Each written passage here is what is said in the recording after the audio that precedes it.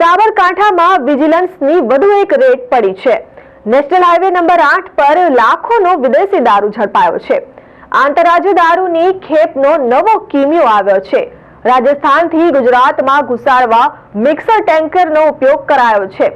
69,85,000 થી વધુના મુદ્દામાલ સાથે 3 આરોપીઓ ઝડપાયા હતા, જ્યારે દારૂ લઈ જનાર ટેન્કર ડ્રાઈવર સહિત સ્વિફ્ટ ડિઝાયરથી પેટ્રોલિંગ કરતા 2 બુટલેગરોને ઝડપી લેવાયા છે। બીજા 5 આરોપીઓ વોન્ટેડ જાહેર કરાયા છે, જ્યારે રાજસ્થાનથી ગુજરાતમાં દારૂની લાઈન ચલાવનાર મુખ્ય 2ના નામ ખુલ્યા હતા। સુનિલ મોતીલાલ દરજી તેમજ ભરત ઉર્ફે ભૂરિયા ઉદાજી ડાંગી ઉદયપુર જિલ્લાનો રહેવાસી વોન્ટેડ જાહેર કરાયો છે।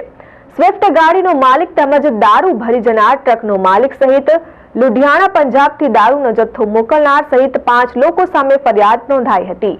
નેશનલ હાઈવે નંબર 8 ઉપર પ્રાંતિજ ટોલનાકા પાસે આ વિદેશી દારૂ ઝડપાયો હતો। પ્રાંતિજ પોલીસ મથકે મોડી રાત્રે મિક્સર ટેન્કરમાંથી લાખોનો દારૂ ખાલી કર્યો હતો। 11.885 થી વધુનો દારૂની બોટલો પણ ઝડપાઈ હતી। વિજિલન્સ વિભાગને સાબરકાંઠામાં વ્યાપક સફળતા મળી રહી છે। સ્થાનિક પોલીસના નાક નીચેથી દારૂ ઝડપાયા બાદ પ્રાંતિજ પોલીસ પર અનેક સવાલો ઉભા થયા છે। Vimal Patel, RN news, Sabarkantha.